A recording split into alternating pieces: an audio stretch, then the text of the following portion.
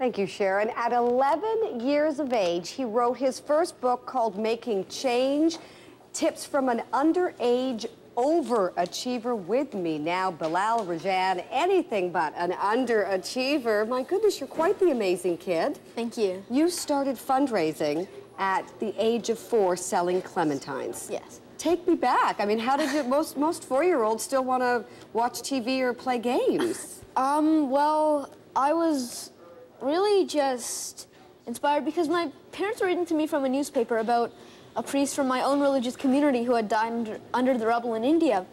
And my dad, I knew, was in the same position at the time here in Canada, and I just related it together. So I saw that if something like that were to happen here, or I'd put myself in their situation, I said, well, I wouldn't want my dad dying. Right. And at you just wanted to help. Yeah, exactly. As a 4-year-old, it really impacted me, and it still does today. And I went out and helped. I was eating a clementine at the time, and the simplest thing to do was sell clementines. Well, you know what? He makes it sound so easy. Tell me about the book, Tips from an Underage Overachiever. How did you come up with this?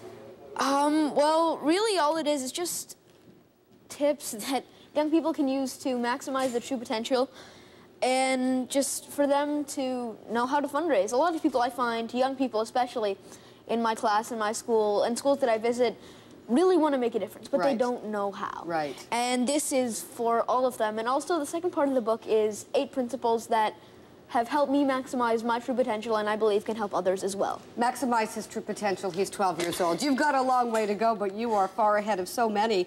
Listen to this. You are an ambassador for UNICEF, to a children's rights activist at your school as well. You're on the honor roll, and you have, am I right in saying this, raised $5 million so far for different causes?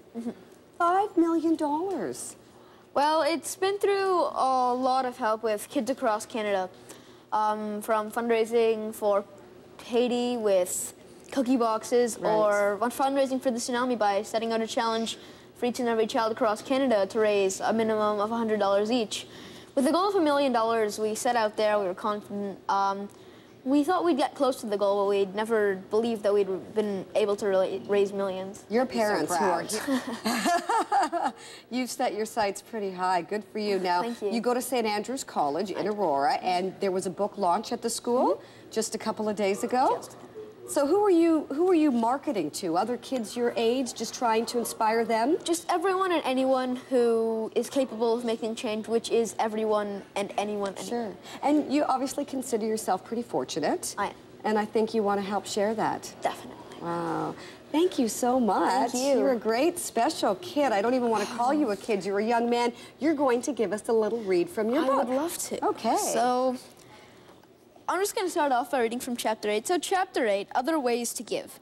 And I start off every chapter or so with a quote. So, if you want happiness for an hour, take a nap. If you want happiness for a day, go fishing. If you want happiness for a year, inherit a fortune. If you want happiness for a lifetime, help somebody. And that's an ancient Chinese proverb. Throughout this book, I've spoken about raising money. However, there are other ways you can help, once you have found something that you are passionate about. As I said before, not all help comes in the form of money. Here are just a few examples. Volunteer in the local soup kitchen. Run a food drive for the local food bank. Run a clothing drive for a local charity. Volunteer in a senior citizens home. Volunteer in your local library. Volunteer in your local humane society, or take in foster pets or strays. Collect books to send to Africa or other countries. Collect goods to send to people in need around the world. Write letters to officials to asking for help for those in need, and quite a few more. You can even volunteer to help a classmate with his schoolwork, if you feel that is important. It is all about your personal choice. As I said before, just make sure it is something you feel passionately about. You are such an inspiration. Thank you. So, I mean, you're only 12. You've raised $5 million to date. You're heavily involved with UNICEF, but is there something you've got your sights set on, something that you really want to accomplish in a lifetime? It's just setting the ideal of making change and making a difference out there. My latest endeavor has been to put a volunteer award, a youth volunteer award, in each and every elementary and middle school across the nation, just to promote the ideal of making change and making a difference. At St. Andrew's College, I recently started that, and it goes to the grade 8 student with the most amount of community service hours. And so many people have been inspired to try to make a difference, especially in my class. One of my friends, just from the start of the summer up until now, has 550 community service hours when last year he had absolutely none. Oh my goodness. Well, thank you so much, Thank you. Bilaal Rajan. You've inspired everybody out there. Just do a little bit, do your part as long as you're doing something. Thank you so much. Thank you. All right, don't go away. Still much more to come this morning. You're watching A Morning.